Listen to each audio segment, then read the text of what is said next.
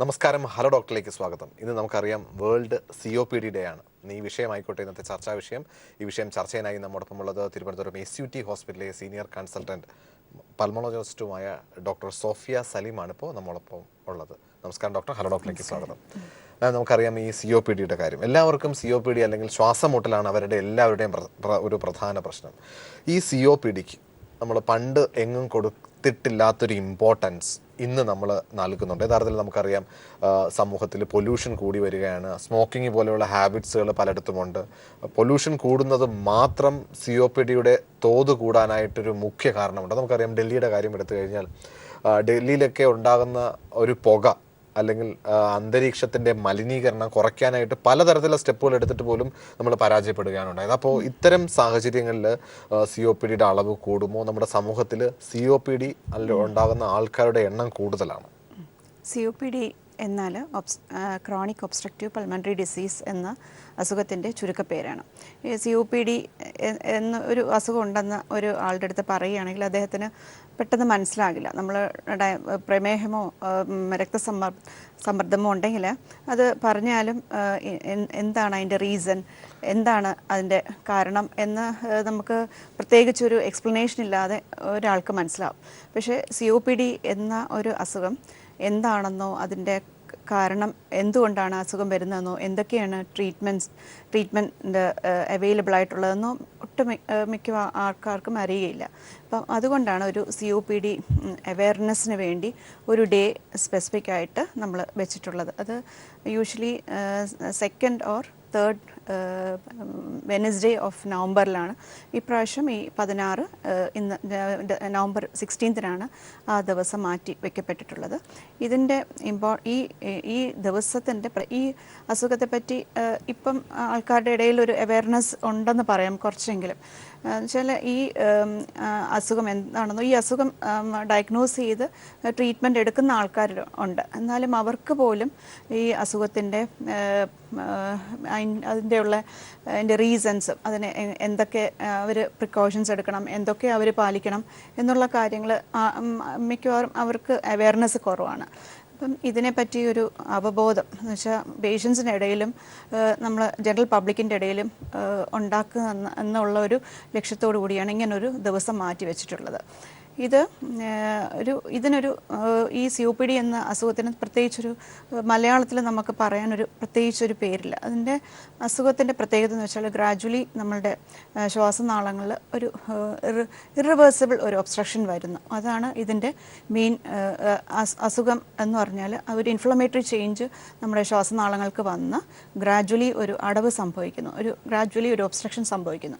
അപ്പോൾ ഇതിൻ്റെ ഈ ഗ്രാജുവലി ഒബ്സ്ട്രക്ഷൻ വരുന്ന അസുഖമായതുകൊണ്ട് തന്നെ അതിൻ്റെ രോഗലക്ഷണങ്ങൾ ചുമ, ഒരു 2-3 ആഴ്ചയിൽ കൂടുതൽ നിൽക്കുന്ന കഫത്തോടു കൂടിയുള്ള ചുമ, ശ്വാസതടസ്സം, ക്ഷീണം, അമിതമായ ക്ഷീണം, ഇതൊക്കെയായിരിക്കും. പിന്നെ അതിൻ്റെ കൂടാതെ എക്സേഷണൽ ഡിസ്നിയ എന്ന് പറഞ്ഞാൽ നമ്മൾ സാധാരണ ആയാസരഹിതമായി ചെയ്തുകൊണ്ടിരുന്ന ജോലികൾ ഇപ്പം ഒരു ആയാസം അനുഭവപ്പെടും ജോലി ചെയ്യുമ്പം. ഇത് സാധാരണ ഒരു ലേമാൻ എന്ന് പറഞ്ഞാൽ ഒരാൾ അത് ശ്വാസം മുട്ടായിട്ട് അങ്ങ് കരുതും. ഇത് ആസ്മയാവാം എന്നുള്ള ഒരു തെറ്റിദ്ധാരണയും വരും. ഇത് ആസ്മയും COPDയും രണ്ടും വെവ്വേറെ അസുഖങ്ങളാണ്. ആസ്മ എന്ന് പറഞ്ഞാൽ ഒരു റിവേഴ്സിബിൾ എയർവേ ഒബ്സ്ട്രക്ഷൻ, ഒരു അലർജി, യൂഷ്വലി അലർജി ഒരു ബേസിക്കലി അവർക്ക് കാണും. കുഞ്ഞുനാളിലെ ഒരു ഹിസ്റ്ററി കാണും, അലർജി അങ്ങനെ. പക്ഷേ ഇതൊരു റിവേഴ്സിബിൾ എയർവേ ഒബ്സ്ട്രക്ഷനാണ് ആസ്മ. പക്ഷേ ഈ COPD എന്ന് പറഞ്ഞത് ഈ എയർവേ ഒബ്സ്ട്രക്ഷൻ വരുന്നത് ഇറിവേഴ്സിബിൾ ആണ്. അത് എന്തായാലും ക്യൂറബിൾ അല്ലാത്തൊരു അവസ്ഥയാണ്. പക്ഷേ നമുക്ക് ട്രീറ്റ്മെൻറ്റ് ഉണ്ടെന്ന് വെച്ചാൽ ഈ അസുഖം ഓൾറെഡി അതിൻ്റെ വന്ന ഒബ്സ്ട്രക്ഷൻ നമുക്ക് മാറ്റാൻ പറ്റുകയില്ല. പക്ഷേ അതിൻ്റെ സിംറ്റംസ് നമുക്കൊന്ന് കൺട്രോൾ ചെയ്യാം. എന്ന് വെച്ചാൽ ചുമ, അധികം കഫക്കെട്ട്, ഇതൊക്കെ നമുക്ക് ട്രീറ്റ് ചെയ്ത് മാറ്റാം. പിന്നെ അവരവരുടെ ലൈഫ് സ്റ്റൈൽ മോഡിഫിക്കേഷൻസ് വഴി അവരുടെ ഈ ശ്വാസതടസ്സം ഒക്കെ ഒരു പരിധിവരെ ട്രീറ്റ്മെൻറ്റ് കൊണ്ട് കുറച്ചൊരു. ഈ COPD പ്രായമായവരുടെ ഒരു അസുഖമാണോ യഥാർത്ഥത്തിൽ? നമുക്ക് ആസ്മയുടെ കാര്യം എടുത്തു കഴിഞ്ഞാൽ കുട്ടികൾക്കുണ്ടാവും, മിഡിൽ ഏജിലുണ്ടാവും, ലൈഫ് ലോങ് ആസ്മ ഉണ്ടാകുന്ന പോകുന്ന ആൾക്കാരുണ്ട്, കുട്ടികളുടെ മാത്രം ആസ്മയുണ്ട്, പ്രായം ചെന്നവരുടെ ആസ്മയുണ്ട്. പക്ഷേ COPD പ്രായമായവരുടെ മാത്രം അസുഖമാണ്. അങ്ങനെ പ്രായമായവരുടെ മാത്രം അസുഖമാണെന്ന് പറഞ്ഞുകൂടാ. എന്ന് വെച്ചാൽ COPD ഒരു ലൈഫ് സ്റ്റൈൽ ഡിസീസ് തന്നെയാണ്. എന്ന് വെച്ചാൽ ഈ ഒരു COPD കാരണമാകുന്ന കാര്യം, അതിൻ്റെ കോസേറ്റീവ് ഫാക്ടർ അല്ലെങ്കിൽ ട്രിഗറിങ് ഫാക്ടർ എന്ന് വെച്ചാൽ സ്മോക്ക്, പൊല്യൂഷൻ, അങ്ങനത്തെ കാര്യങ്ങളുടെ ഒരു ലോങ് ടേം എക്സ്പോഷർ കൊണ്ടുണ്ടാകുന്ന ഒരു ക്രോണിക് ഇൻഫ്ലമേറ്ററി ചേഞ്ച് ആണ് COPD എന്ന് പറയുന്നത്. അപ്പം ഈ ലോങ് ടേം എക്സ്പോഷർ കൊണ്ടുണ്ടാകുന്നതെന്ന് പറഞ്ഞാൽ അതിൻ്റെ അസുഖത്തിന് അതിൻ്റെ രോഗലക്ഷണങ്ങൾ പുറത്ത് കാണിക്കാൻ തന്നെ ഒരു കാലതാമസം വരും. യൂഷ്വലി 40 വയസ്സ് കഴിഞ്ഞിട്ടുള്ള ആൾക്കാർക്കാണ് COPD കാണുന്നത്. ഇത് പിന്നെ വളരെ ഒരു ചെറിയ ഫ്രാക്ഷൻ ജനിതക റീസൺസും കൊണ്ടുവരാം. ആൽഫ-1 ആൻറ്റിട്രിപ്സിൻ ഡെഫിഷ്യൻസി, അങ്ങനെ അത് വളരെ ഒരു സ്മോൾ മൈനോറിറ്റിയാണ്. ബാക്കി മിക്കവാറും ആൾക്കാർക്ക് ഈ ലൈഫ് സ്റ്റൈൽ പ്രോബ്ലംസ് കൊണ്ട് തന്നെയാണ്. എന്ന് വെച്ചാൽ ഏറ്റവും മോസ്റ്റ് ഇമ്പോർട്ടൻറ്റ് റീസൺ എന്ന് പറഞ്ഞാൽ സ്മോക്കിംഗ് തന്നെയാണ്. സ്മോക്കിങ് പാസീവ് സ്മോക്കിങ്ങും ആവാം, ആക്റ്റീവ് സ്മോക്കിങ്ങും. ഈ പാസീവ് സ്മോക്കിംഗ് ആക്റ്റീവ് സ്മോക്കിംഗ് പോലെ തന്നെ ഹാംഫുൾ ആണ്. അതിൻ്റെ രണ്ടാമത്തെ റീസൺ എന്ന് പറയുന്നത് പൊല്യൂഷനാണ്. പൊല്യൂഷൻ ഇൻഡോർ പൊല്യൂഷനുണ്ട്, ഔട്ട്ഡോർ പൊല്യൂഷനുണ്ട്. ഇപ്പം നമുക്ക് ഡൽഹിയിൽ ഡോക്ടർ പറഞ്ഞ പോലെ ഡൽഹിയിൽ കഴിഞ്ഞ ആഴ്ച ഒരു സ്മോഗ് വന്നിരുന്നു. അത് കാരണം സ്കൂൾസ് എല്ലാം 3 ദിവസം അവധി പ്രഖ്യാപിച്ചിരുന്നു. മോർ ദാൻ 5000 സ്കൂളുകൾക്കാണ് അവധി കൊടുത്തിരുന്നത്. എന്ന് വെച്ചാൽ ഇതിൻ്റെ എന്താണ് അവധി കൊടുത്തതെന്ന് വെച്ചാൽ ഈ അത്രയും പൊല്യൂഷനാണ്. ഈ പൊല്യൂട്ടൻസ് ഭയങ്കര ഇറിറ്റേഷൻ ഉണ്ടാക്കുന്നതാണ് നമ്മുടെ ശ്വാസനാളങ്ങൾക്ക്. അത് ഈ COPD അലർജി അങ്ങനത്തെ അസുഖങ്ങൾക്ക് പ്രസിപ്പിറ്റേറ്റ് ചെയ്യാനും പിന്നെ അതുപോലെ തന്നെ ന്യൂമോണിയയിലേക്ക് നയിക്കാനും ഒക്കെ ഈ പൊല്യൂട്ടൻസിന് സാധിക്കും. പിന്നെ വേറൊരു റീസണാണ് നമ്മുടെ ഓക്യുപ്പേഷണൽ എക്സ്പോഷർ. ചില ജോലിയിൽ ഏർപ്പെടുന്നവർക്ക് COPD വരാൻ സാധ്യത കൂടുതലാണ്. ഈ കൺസ്ട്രക്ഷൻ ഇൻഡസ്ട്രീസിൽ, മൈനിങ് ഫീൽഡിൽ, പിന്നെ ഇപ്പം നമ്മളുടെ നാട്ടിൽ ഈ ലാറ്റക്സ് ആയിട്ട് ബന്ധപ്പെട്ട് ജോലി ചെയ്യുന്നവർക്കും ഒരുപാട് പേർക്ക് COPD കണ്ടുവരുന്നുണ്ട്. COPD പ്രിവെന്റബിൾ അസുഖമാണ്. നമുക്കറിയാം, പലപ്പോഴും ആസ്മ നമുക്ക് കൺട്രോൾ ചെയ്തുകൊണ്ട് പോകാനേ പറ്റുള്ളൂ, അല്ലെങ്കിൽ വരാതിരിക്കാനായിട്ട് നമുക്ക് പലപ്പോഴും സാധിക്കാറില്ല എന്ന് കേട്ടിട്ടുണ്ട്. പക്ഷേ COPD നമുക്ക് പ്രിവെന്റബിൾ ഒരു അസുഖം തന്നെയാണ്. തീർച്ചയായിട്ടും COPD പ്രിവെന്റബിൾ ആയിട്ടൊരു അസുഖം തന്നെയാണ്. അതിൻ്റെ മെയിൻ കോസേറ്റീവ് ഫാക്ടറാണ് സ്മോക്കിംഗ്. പുകവലി നിർത്തിയാലോ ഒഴിവാക്കിയാലോ നമുക്ക് ഈ അസുഖം വരുന്നത് തടയാവുന്നതേ ഉള്ളൂ. അതിൻ്റെ കൂട്ടത്തിൽ നമ്മുടെ അന്തരീക്ഷ മലിനീകരണം അധികമാവാതെ നമ്മൾ സൂക്ഷിക്കണം. നമ്മൾക്കിപ്പം അതിൻ്റെ കോസേറ്റീവ് എന്താണോ അതിൻ്റെ കോസ് ചെയ്യുന്ന ആ ഫാക്ടർ ഒന്ന് മാറ്റി വെച്ചാൽ ഈ അസുഖം മൂർച്ഛിക്കുന്നതിൽ നിന്നും നമുക്ക് ഒരു പരിധി വരെ നമുക്ക് തടയാൻ പറ്റും. ഈ COPD വന്നു കഴിഞ്ഞാൽ നേരത്തെ ആസ്മ, ശ്വാസം മുട്ടൽ നമുക്ക് മരുന്ന് കൊടുത്ത് ആ വ്യക്തിയെ ആസ്മ ഇല്ലാത്ത രോഗിയായിട്ട് നമുക്ക് മാറ്റാൻ കഴിയും കൂടുതൽ കേസുകൾ. ഈ COPD കേസിൽ എങ്ങനെയാണ് നമുക്കത് ഒരിക്കൽ COPD വന്നു കഴിഞ്ഞാൽ അയാളുടെ COPD മാറി അയാൾ സാധാരണ ഒരാളിനെ പോലെ അയാൾക്ക് ജീവിക്കാനായിട്ട് അങ്ങനെ സാധിക്കില്ല. COPD ക്യൂറബിൾ അല്ല. ഇതൊരു ഞാൻ പറഞ്ഞ പോലെ ഒരു പ്രോഗ്രസീവ് ചേഞ്ച് ആണ്. പ്രോഗ്രസീവ്ലി ഒബ്സ്ട്രക്ഷൻ ഉണ്ടാക്കുന്ന ഒരു പ്രോഗ്രസീവ് ഡിസീസാണ്. അപ്പം ഇത് ക്യൂറബിൾ അല്ല. പക്ഷേ ഇതിൻ്റെ സിംറ്റംസ് നമുക്ക് കൺട്രോൾ ചെയ്ത് വെക്കാനേ പറ്റത്തുള്ളൂ. സിംറ്റംസ് എന്ന് പറഞ്ഞാൽ ചുമ, കഫക്കെട്ട്, അധിക ക്ഷീണം, ഇതൊക്കെ നമുക്ക് സിംറ്റമാറ്റിക് ട്രീറ്റ്മെൻറ്റ് കൊണ്ട് ശരിയാക്കാം. പിന്നെ ഒരു പരിധിവരെ ആ ശ്വാസനാളങ്ങളുടെ അടവ്, ബ്രോങ്കോ ഡയലേറ്റേഴ്സ്, നമുക്ക് ഇൻഹേലർ രൂപത്തിൽ മരുന്നുകളുണ്ട്. പിന്നെ ചെറിയ തോതിൽ സ്റ്റീറോയിഡ്സ് അടങ്ങിയ ഇൻഹേലർ മരുന്നുകളുണ്ട്. ഇതൊരു ഇൻഹേലേഴ്സിൻ്റെ ഈ സ്റ്റീറോയിഡ് അടങ്ങിയ ഇൻഹേലേഴ്സിൻ്റെ ഫങ്ഷൻ അതിൻ്റെ ആ വോളിലെ നമ്മുടെ അതിൻ്റെ പേശികൾ വോളിലുള്ള ഇൻഫ്ലമേഷൻ കുറയ്ക്കുക എന്നുള്ളതാണ്. അപ്പം അതുകൊണ്ട് അതിൻ്റെ വ്യാസം കൂടുകയും നമുക്ക് ശ്വാസോച്ഛ്വാസം കുറച്ചുകൂടെ എളുപ്പത്തിലാകുകയും നമുക്ക് അവർക്ക് ആയാസരഹിതമായി ശ്വസിക്കാൻ ഹെൽപ്പ് ചെയ്യുകയും ചെയ്യും. അല്ലാതെ ക്യൂറബിൾ അല്ല. ഇതിപ്പം ഒന്ന് വന്നാൽ ഒന്ന് ഡിസീസ് ഡയഗ്നോസ് ചെയ്താൽ പിന്നെ അത് ക്യൂറബിൾ അല്ല. പഴയതുപോലെ എത്ര നമ്മൾ ട്രീറ്റ് ചെയ്താലും പഴയതുപോലെ ശ്വാസകോശം വരില്ല. നമ്മൾ COPD കാര്യങ്ങളെ കുറിച്ച് പറയുമ്പോൾ സാധാരണഗതിയിൽ എല്ലാവർക്കും ഇത് ആസ്മയായിട്ട് അല്ലെങ്കിൽ ശ്വാസം മുട്ടലായിട്ടാണ് അവർ പേഷ്യൻ്റ് എടുത്തേക്കുന്നത്. ഇപ്പോൾ സാധാരണഗതിയിൽ ഒരു ശ്വാസം എടുക്കാൻ ബുദ്ധിമുട്ടുണ്ടെങ്കിൽ എനിക്ക് ആസ്മയാണ് ഡോക്ടറെ എന്ന് പറഞ്ഞുകൊണ്ടാണ് ഡോക്ടറെ അടുത്തേക്ക് സമീപിക്കുന്നത്. അപ്പോൾ COPD ആണ്, അത് ആസ്മയല്ല, COPD ആണ്. നമ്മൾ എന്തൊക്കെയാണ് അത് നിർണ്ണയിക്കാനായിട്ട് എന്തൊക്കെയാണ് അതിൻ്റെ ക്രൈറ്റീരിയ? ഫസ്റ്റ് ഓഫ് ഓൾ നമ്മൾ പേഷ്യൻറ്റിൻ്റെ രോഗലക്ഷണങ്ങൾ വെച്ചിട്ടാണ് നമ്മൾ ആസ്മയാണോ COPD ആണോ എന്ന് ഫസ്റ്റ് നമ്മൾ ആദ്യം മനസ്സിലൊരു ഇത് വരുന്നത്. എന്നുവെച്ചാൽ ആസ്മ എന്ന് പറഞ്ഞാൽ ഞാൻ പറഞ്ഞില്ലേ പ്രീവിയസ് ഹിസ്റ്ററി ഓഫ് നമുക്ക് കുഞ്ഞിലെ ഒരു അലർജിയോ എന്തെങ്കിലും ഒരു ഫാമിലി ഹിസ്റ്ററി അലർജി എന്തെങ്കിലും കാണും. പക്ഷെ അത് നിർബന്ധം ഇല്ല. എന്നിരുന്നാലും ഏതെങ്കിലും ട്രിഗർ ഫാക്ടേഴ്സ് കാണും. എന്ന് വെച്ചാൽ പൊടിയോ തണുപ്പോ ഒക്കെ അടിക്കുമ്പോഴത്തേക്ക് അവർക്ക് ശ്വാസതടസ്സം വരാം.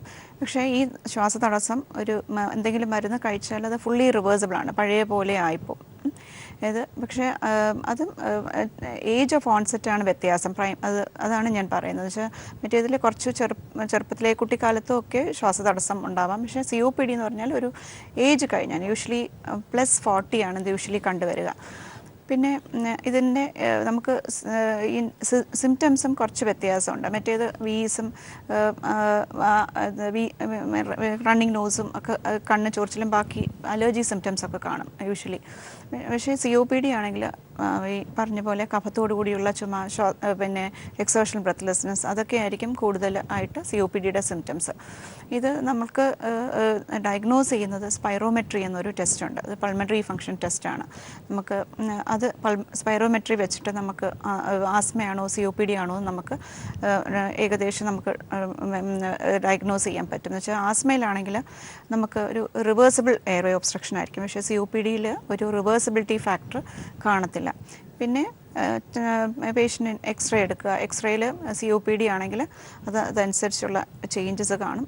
എന്ന് വെച്ചാൽ ഇത് ബേസിക് ഈ 3 ഇൻവെസ്റ്റിഗേഷൻസ് വെച്ചിട്ട് ഈ 2 ഇൻവെസ്റ്റിഗേഷൻസും രോഗിയുടെ രോഗലക്ഷണങ്ങളൊക്കെ വെച്ചിട്ട് നമുക്ക് സാധാരണയായി ഡയഗ്നോസ് ചെയ്യാം. പിന്നെ ഇതല്ലാതെ നമുക്ക് ഇതിൽ എന്തെങ്കിലും നമുക്ക് ബുദ്ധിമുട്ടുണ്ടെങ്കിൽ CT സ്കാനോ അങ്ങനെ അത് വേണമെങ്കിലും എടുക്കാം. നമുക്ക് ഡയഗ്നോസിസിന് വേണ്ടി അതും ഒക്കെ ചെയ്യാവുന്നതാണ്. ഇപ്പം മനസ്സിലാക്കേണ്ടത് എല്ലാ ശ്വാസം മുട്ടും ആസ്മയല്ല. എന്ന് വെച്ചാൽ ഇത് COPD ഒരു സെപ്പറേറ്റ് എൻറ്റിറ്റി ഉണ്ട്. അത് ശരിക്കും ഈ ഒരു കാര്യം സ്ട്രെസ് ചെയ്യാനാണ് ഈ ഒരു ദിവസം ഈ ഒരു ടോക്ക് ഷോ ഒക്കെ റേഡിയോയിലും TV-യിലും ഒക്കെ ഈ ഷോ ഒക്കെ അവതരിപ്പിക്കുന്നതും ഇതിനെ പറ്റിയൊരു അവയർനെസ് ശരിക്കും ക്രിയേറ്റ് ചെയ്യാനാണ്. മാഡം നേരത്തെ പറഞ്ഞു COPD ഉള്ളവർക്ക് ഡിസ്നിയോൺ എക്സഷൻ, അതായത് നടക്കാൻ ആകുമ്പോൾ ശ്വാസം കിട്ടാതെ വരുന്ന അവസ്ഥ, അല്ലെങ്കിൽ എന്തെങ്കിലും ജോലി ചെയ്യുമ്പോൾ ബുദ്ധിമുട്ടുണ്ടാകുന്ന അവസ്ഥ. നമുക്കറിയാം പല ആൾക്കാർ, ഇത്തരം ആൾക്കാരിൽ എക്സസൈസ് ചെയ്യുന്നതിന് എന്തെങ്കിലും റെസ്ട്രിക്ഷൻ ഉണ്ടോ? ഈ COPD ഉള്ള ആൾക്കാർ അവരുടെ ജീവിതം സുഖകരമായിട്ട് അല്ലെങ്കിൽ സുഖകരമായിട്ട് മുന്നോട്ട് പോകാൻ എന്തൊക്കെയാണ് അവർ ശ്രദ്ധിക്കേണ്ടത്? ശരിക്കും ഇവർക്ക് നമ്മുടെ ലൈഫിൽ വേറെ പ്രത്യേകിച്ച് റെസ്ട്രിക്ഷൻസ് ഒന്നുമില്ല. സാധാരണ ഇവരുടെ സിംറ്റംസ് വെച്ചിട്ട് അവർക്ക് അവരുടെ ലൈഫ് സ്റ്റൈൽ ഒരു ക്വാളിറ്റി ഓഫ് ലൈഫ് മെയിൻറ്റെയിൻ ചെയ്ത് പോകാനായിട്ടാണ് ശ്രദ്ധിക്കേണ്ടത്. അപ്പം ഇവരുടെ ലൈഫ് പ്രോപ്പറായിട്ട് കൊണ്ടുപോകാനായിട്ടുള്ള ടിപ്സ് എന്ന് പറഞ്ഞാൽ ആക്റ്റീവായിട്ടിരിക്കുക. എപ്പോഴും ഈ സിംറ്റംസ് കാരണം ഉൾവലിഞ്ഞിരിക്കാതെ റെഗുലർ അവന് പറ്റുന്ന ഗ്രേഡഡ് എക്സസൈസ്, ഏതെങ്കിലും അടുത്തുള്ള ഒരു ശ്വാസരോഗ വിദഗ്ധനെ കണ്ട് പൾമണറി റീഹാബിലിറ്റേഷൻ എക്സസൈസ്, എന്തൊക്കെ എക്സസൈസ് അവർക്ക് ചെയ്യാം എന്നുള്ളതിൽ അത് ഒന്ന് മനസ്സിലാക്കി അതുപോലെ ചെയ്യുക. അധികം വെയിറ്റ് ഗെയിൻ നല്ലതല്ല. പിന്നെ അതുപോലെ തന്നെ വളരെ തൂക്കം കുറഞ്ഞിരിക്കുന്നതും പ്രശ്നമുണ്ടാക്കും. അപ്പം അതുപോലെ ഒരു ബാലൻസ് ഡയറ്റ് കൊണ്ടുപോവുക, അധികം പ്രോട്ടീൻസ് ഉള്ള ഭക്ഷണം കഴിക്കുക, ധാരാളം വെള്ളം കുടിക്കുക, പിന്നെ എപ്പോഴും ആക്റ്റീവായിട്ടിരിക്കുക. രണ്ടാമത്തത് നമ്മൾ കമ്മ്യൂണിക്കേറ്റ് ചെയ്യണം. ഇപ്പം ഇത് COPD ഉള്ളവർക്ക് അവനവൻ്റെ വീട്ടിൽ പോലും ചിലപ്പം കണ്ടിന്യൂസ് ആയിട്ടുള്ള ചുമ, ശ്വാസതടസ്സം, അവർക്ക് സാധാരണ പോലെ അവർ റുട്ടീൻ ആക്ടിവിറ്റീസ് ചെയ്യലൊരു റെസ്ട്രിക്ഷൻ കൊണ്ട് അവർക്ക് ചിലപ്പം ഭയങ്കര ആങ്ഷ്യസ് ഡിപ്രഷനും വരെ ഉണ്ടാവാം. അപ്പം അങ്ങനെയുള്ളവർക്ക് വേണ്ടി അവർക്ക് ഇങ്ങനെയുള്ള ആൾക്കാർ അവർ ഒരുമിച്ചൊരു കൂട്ടായ്മ ഉണ്ടാക്കിയാൽ അവർക്ക് തമ്മിൽ അവരുടെ ഒരു പ്രോബ്ലംസ് ഡിസ്കസ് ചെയ്യാനും, അവർക്ക് ഓരോരുത്തർക്ക് ഓരോ ഇന്നോവേറ്റീവ് ഐഡിയാസ് കാണും, എങ്ങനെയാണ് ഓരോ കാര്യം ചെയ്തു പോകുന്നത്, അവർക്ക് പരസ്പരം ഡിസ്കസ് ചെയ്യാം. അതൊരു ബ്രീത്ത് ഈസി എന്ന് ഒരു ഗ്രൂപ്പുണ്ട്, ഒരു ഇൻ്റർനാഷണൽ ഇതുപോലെ വെബ് കമ്മ്യൂണിറ്റിയാണ്. അതിൽ അംഗമാകാം. എന്ന് വെച്ചാൽ ഇതുപോലെ എന്ന് വെച്ചാൽ സെയിം രോഗമുള്ളവർക്ക് അങ്ങോട്ടും ഇങ്ങോട്ടും അവർക്ക് കോൺടാക്റ്റ് ചെയ്ത് അവരുടെ അനുഭവങ്ങൾ അങ്ങോട്ടും ഇങ്ങോട്ടും പങ്കിടാം. പിന്നെ മൂന്നാമത്തത് ഫ്ലൂ വാക്സിനേഷൻ വളരെ ഇമ്പോർട്ടൻ്റ് ആണ്. പക്ഷേ എസ്പെഷ്യലി ഈ വിൻ്റർ മന്ത്സിൽ വെസ്റ്റേൺ കൺട്രീസിലൊക്കെ ഈ തണുപ്പ് വരുന്നതിന് മുന്നെയാണ് ഇത് വരുന്നത്. നമ്മളുടെ നാട്ടിലും ഈ മഞ്ഞുകാലം വരുന്നതിന് മുമ്പേ യൂഷ്വലി നവംബർ ഡിസംബർ മാസങ്ങളിൽ ഫ്ലൂ വാക്സിനേഷൻ വളരെ ഇമ്പോർട്ടൻ്റ് ആണ്. നമുക്ക് കുറച്ച് ഈ എന്തെങ്കിലും ഒരു വൈറൽ ഇൻഫെക്ഷനോ ബാക്ടീരിയൽ ഇൻഫെക്ഷനോ ആയിരിക്കും അവരുടെ അസുഖം മൂർച്ഛിപ്പിക്കുന്നതും പിന്നെ അവരുടെ ക്വാളിറ്റി ഓഫ് ലൈഫ് കുറയ്ക്കുന്നതും അവരുടെ ലങ് ഫങ്ഷൻ തന്നെ കുറയ്ക്കുന്നത്. അപ്പോൾ ഒരു ഇൻഫെക്ഷൻ ഒന്ന് പ്രിവെൻറ്റ് ചെയ്ത് കിട്ടിയാൽ നമുക്ക് ആ ഡിറ്റോറിയേഷൻ ഒഴിവാക്കാം. ഫ്ലൂ വാക്സിനേഷൻ ഇയർലി എടുക്കണം, അത് വളരെ ഇമ്പോർട്ടൻ്റ് ആണ്. പിന്നെ നാലാമത്തെ കാര്യം, എല്ലാം ഒരു പ്ലാൻ ചെയ്തിട്ട് സ്ലോ ആയിട്ട് ഓരോ കാര്യങ്ങൾ പ്ലാൻ ചെയ്ത് ചെയ്യുക. ഇപ്പം എസ്പെഷ്യലി ഒരു ഗാർഡനിങ് ചെയ്യുന്ന ഒരാളാണെങ്കിൽ എന്ന് വെച്ചാൽ അദ്ദേഹം എപ്പോഴാണോ അധികം വെയിലില്ലാത്ത സമയം എന്ന് വെച്ചാൽ കൂടുതൽ എന്ന് വെച്ചാൽ എനർജി വേസ്റ്റ് ആവാതെ രീതിയിൽ എനർജി കൺസേർവ് ചെയ്ത് ഓരോ കാര്യങ്ങൾ ചെയ്യാനായിട്ട് പ്ലാൻ ചെയ്യുക. ഒരു ടൈം ടേബിൾ ഉണ്ടാക്കുക. അപ്പം അദ്ദേഹത്തിൻ്റെ എന്ന് വെച്ചാൽ കൂടുതൽ ക്ഷീണിതനാവാതെ ഉള്ള എനർജി കൺസേർവ് ചെയ്ത് എല്ലാ കാര്യങ്ങൾക്കും ഉപയോഗിക്കുക. പിന്നെ അടുത്ത ടിപ്പ് എന്ന് പറഞ്ഞാൽ റെഗുലറായിട്ട് ഏത് ഡോക്ടറെയാണോ കാണുന്നത് റെഗുലർ റിവ്യൂസിന് പോവുക. പിന്നെ ലാസ്റ്റും ഉള്ള ടിപ്പാണ്, പക്ഷേ വളരെ ഇമ്പോർട്ടൻ്റ് ആണ് വെച്ചാൽ തണുപ്പ് പ്രതിരോധിക്കുക. തണുപ്പുള്ള സ്ഥലത്ത് പോകുമ്പോൾ അതിന് പറ്റിയ വസ്ത്രധാരണം ധരിക്കുക, പിന്നെ കയ്യുറകൾ ധരിക്കുക. ഒരുപാട് തണുപ്പുള്ള സ്ഥലത്ത് പോവുകയാണെങ്കിൽ പക്ഷേ തണുപ്പ് എപ്പോഴും ഒരു ഇറിറ്റൻ്റാണ്. നമ്മുടെ ശ്വാസനാളങ്ങൾക്കും ശ്വാസകോശങ്ങൾക്കും ഇറിറ്റേഷൻ ഉണ്ടാക്കി ഒരു ഇൻഫ്ലമേറ്ററി റിയാക്ഷൻ ട്രിഗർ ചെയ്യുന്ന ഒരു കാര്യമാണ്. അപ്പം തണുപ്പ് പ്രതിരോധിക്കുന്ന വളരെ ഇമ്പോർട്ടൻ്റ് ആണ്. അപ്പം തണുപ്പ് പ്രതിരോധിക്കാനുള്ള വേണ്ട മാർഗങ്ങൾ സ്വീകരിക്കുക. ഈ COPD ഉള്ള പേഷ്യൻസിന് ഈ നമ്മുടെ ബ്രീത്തിങ് എക്സസൈസ് പോലെയുള്ള വ്യായാമ മുറകൾ ഹെൽപ്പ് ചെയ്യും? തീർച്ചയായിട്ടും. കാരണം എക്സസൈസ് എപ്പോഴും നമുക്കൊരു പോസിറ്റീവ് എനർജി തരുന്ന ഒരു കാര്യമാണ്. അപ്പം എസ്പെഷ്യലി ശ്വാസകോശ അസുഖങ്ങളുള്ളവർക്ക് ബ്രീത്തിങ് എക്സസൈസ് ഒരുപാട് ഹെൽപ്പ് ചെയ്യും. എസ്പെഷ്യലി COPD ഉള്ളവർക്ക് പേഴ്സണൽ ബ്രീത്തിങ് എക്സസൈസ് എന്ന് പറയും. അത് എന്ന് വെച്ചാൽ ഭക്ഷണത്തിന് മുമ്പാണ് യൂഷ്വലി നമ്മൾ രോഗികളോട് ചെയ്യാൻ പറയുക. സിറ്റിംഗ് പോസ്റ്റിൽ ശ്വാസം മൂക്കിൽ കൂടെ നീട്ടിയെടുക്കുക. അല്ല നമ്മുടെ ശ്വാസകോശം വികസിക്കുന്ന രീതിയിൽ നല്ല ഡീപ്പായിട്ടൊരു ബ്രെത്ത് എടുത്ത് പിന്നെ വായിക്കൂടെ പേഴ്സ് ലിപ്പ് എന്ന് വെച്ചാൽ ഒരു എഗെയിൻസ്റ്റ് ഒരു റെസിസ്റ്റൻസ് പുറത്ത് വിടുക. എന്ന് വെച്ചാൽ നമ്മൾ ഇൻഹെയിൽ ചെയ്യാനായിട്ട് 2 സെക്കൻഡ് എടുത്താൽ 4 സെക്കൻഡ് എടുത്ത് വേണം എക്സെയിൽ ചെയ്യാൻ. എന്ന് വെച്ചാൽ നമ്മുടെ എയർ ട്രാപ്ഡ് ആയിട്ടുള്ള എയർ എല്ലാം കംപ്ലീറ്റ് എക്സെയിൽ ചെയ്യാനായിട്ടാണ് ഇത് നമ്മൾ പറയുമ്പോൾ സിമ്പിളാണെങ്കിലും പക്ഷേ പേഷ്യൻസിന് വളരെ ഒരു ഭയങ്കര സ്ട്രെയിൻ ഉള്ളൊരു കാര്യമാണ്. പക്ഷെ 3 പ്രാവശ്യം രാവിലെയും 3 പ്രാവശ്യം വൈകിട്ടും ചെയ്യുന്നത് തന്നെ ഒരു ആളുടെ COPD പേഷ്യൻ്റെ ലങ് ഫങ്ഷൻ ഇമ്പ്രൂവ് ചെയ്യാനായിട്ട് ഒരു പരിധി വരെ ഹെൽപ്പ് ചെയ്യും. മാം, ഈ പൊല്യൂഷൻ എത്രത്തോളം ഈ COPD പോലെയുള്ള പ്രശ്നങ്ങൾ ഉണ്ടാക്കാനായിട്ട് സാധിക്കുന്നുണ്ട്? നമുക്കറിയാം ഡൽഹി പോലെയുള്ള സ്ഥലങ്ങളിൽ COPD പേഷ്യൻസ് കൂടുതലാണോ? അത്തരം സാഹചര്യങ്ങളിൽ നമ്മൾ എന്താണ് നമുക്ക് ഒരു ഓപ്ഷൻ? അവർക്ക് ആ ഒരു സ്ഥലത്ത് നിന്ന് മൈഗ്രേഷൻ ആണോ ഒരു ഓപ്ഷൻ എന്ന് പറയുന്നത്? അല്ല, ഇപ്പം നമുക്ക് COPDയുടെ ഒരു ഇമ്പോർട്ടൻറ്റ് റീസൺ പൊല്യൂഷനാണ്. ഇപ്പം നമുക്ക് ഈ ഡൽഹി പോലുള്ള സ്ഥലങ്ങളിൽ നമുക്ക് അവിടുത്തെ പിന്നെ അന്തരീക്ഷത്തിലെ പാർട്ടിക്കുലേറ്റ് മാറ്റർ ഒരുപാട് ഹൈ ആണ്.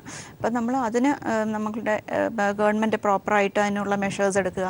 അതിൻ്റെ കൂട്ടത്തിൽ നമുക്ക് സാധാരണക്കാർക്ക് ചെയ്യാവുന്ന കാര്യങ്ങൾ ഈ ഡസ്റ്റ്, ഈ സ്മോഗ് അല്ലെങ്കിൽ ഇത്രയും പൊല്യൂഷനിൽ നിന്ന് നമ്മൾ എസ്കേപ്പ് ചെയ്യാനായിട്ടുള്ള മാർഗ്ഗങ്ങൾ സ്വീകരിക്കുന്നതാണ്.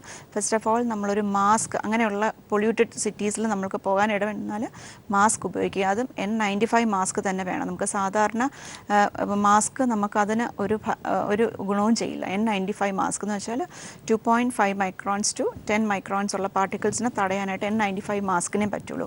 N95 മാസ്ക് ഉപയോഗിക്കുക. പിന്നെ രണ്ടാമത് വീടുകളിലൊക്കെ എയർ ഫിൽറ്റേഴ്സ് അത് ഉപയോഗിക്കുക.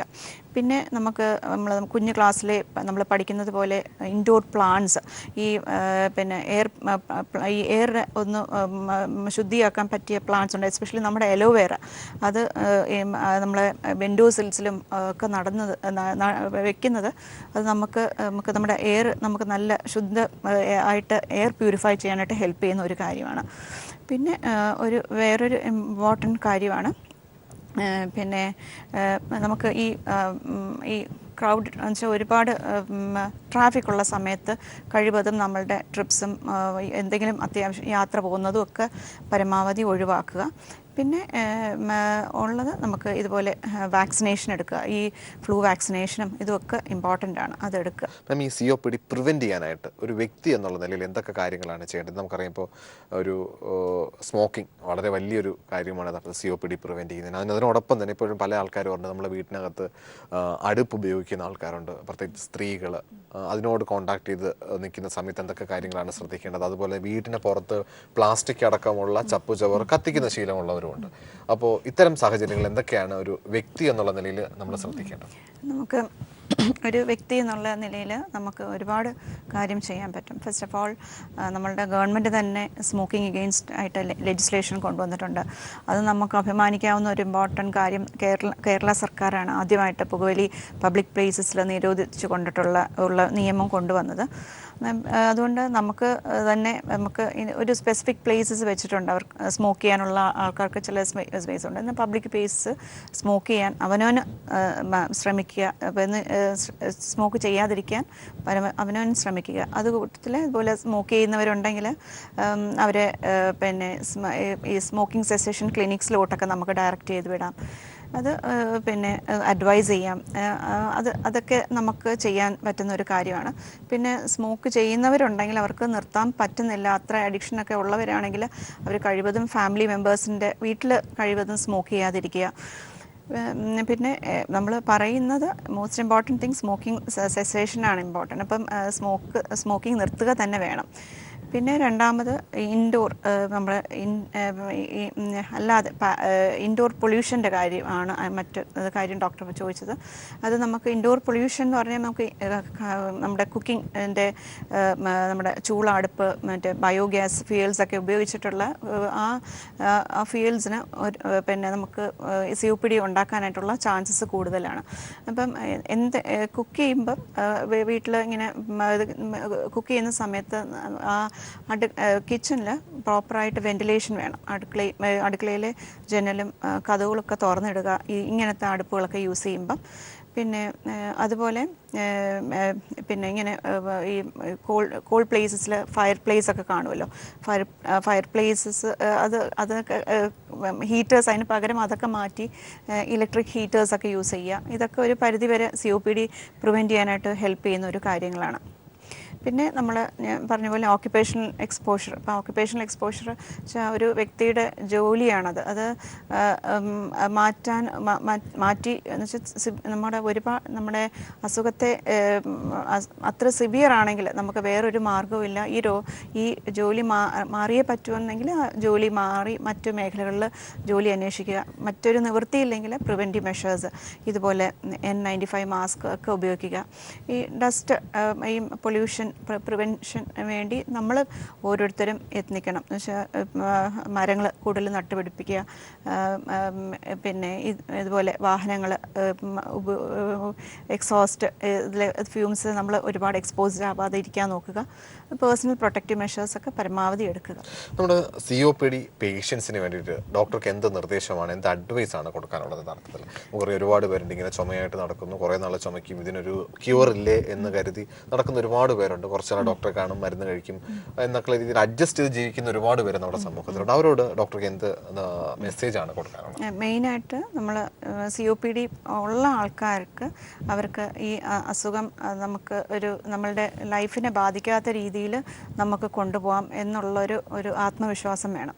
അതിന് ഞാൻ പറഞ്ഞ പോലെ ഒരു 5-6 ടിപ്സ് പറഞ്ഞിരുന്നു. അതെല്ലാം ഒന്ന് പ്രാവർത്തികമാക്കാമെങ്കിൽ കുറച്ച് ആയാസരഹിതമായിട്ട് ജീവിതം കൊണ്ടുപോകാം. എന്നുവെച്ചാൽ ഇത് മൈൽഡ് മോഡറേറ്റ് COPDയുടെ കാര്യമാണ് പറഞ്ഞത്. സിവിയർ ആയിട്ടുള്ള സ്റ്റേജിൽ ഒരാളാണെങ്കിൽ അവർക്ക് ഹോം ഓക്സിജനും ഒക്കെ ആവശ്യം വരും. അത് വേറൊരു കാറ്റഗറിയാണ്. എന്ന് വെച്ചാൽ ഏർലി സ്റ്റേജസ് ആണ് പറഞ്ഞത്.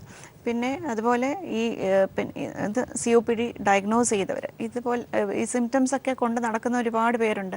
വെച്ചാൽ കുറച്ച് നാൾ ചുമയും കഫക്കെട്ടും ശ്വാസതടസ്സമൊക്കെ കൊണ്ട് നടക്കുന്നവരുണ്ട്. അവർക്ക് പ്രോപ്പറായിട്ട് ഒരു ഡോക്ടറെ കാണുകയോ ചികിത്സ ഒന്നും തേടുകയോ ചെയ്തിട്ടുണ്ടാവില്ല. അപ്പം അങ്ങനെ ഉള്ളവരുണ്ടെങ്കിൽ എന്തായാലും ഒരു ശ്വാസരോഗ വിദഗ്ധനെ കാണുകയും പൾമണറി ഫങ്ഷൻ ടെസ്റ്റും ബാക്കി എല്ലാ ടെസ്റ്റും ചെയ്തത് രോഗനിർണയം നടത്തുകയും അതനുസരിച്ചുള്ള ഡോക്ടർ പറയുന്ന പോലെ ചികിത്സ എടുക്കുകയും ആണ് ചെയ്യേണ്ടത്. തീർച്ചയായിട്ടും ഡോക്ടറുടെ തിരക്കേറിയ സമയം പീപ്പിൾ ടിവിയോട് സഹകരിക്കുകയും നമ്മുടെ പ്രേക്ഷകർക്ക് വേണ്ടിയിട്ട് COPD എന്നുള്ള ഒരു അസുഖത്തെക്കുറിച്ച് പരിചയപ്പെടുത്തിയതിനും അതുപോലെ തന്നെ നമ്മുടെ പ്രേക്ഷകർക്ക് നല്ലൊരു നിർദ്ദേശം നൽകിയതിനും ഇനിയൊരു അവസരത്തിൽ തീർച്ചയായിട്ടും വീണ്ടും കാണാം. ഇനി നിങ്ങളുടെ അഭിപ്രായങ്ങളും നിർദ്ദേശവും ഞങ്ങൾ എഴുതി അറിയിക്കാൻ മറക്കരുത്. അറിയിക്കേണ്ട വിലാസം hello doctor people Malayalam communications limited, Kaili towers, Palayam, Thiruvananthapuram 34. നിങ്ങൾക്ക് ഇമെയിൽ ചെയ്യാം hello@peopletv.in എന്ന വിലാസത്തിലും. പുതിയൊരു വിഷയവുമായി നാളെ വീണ്ടും കാണാം. നന്ദി, നമസ്കാരം.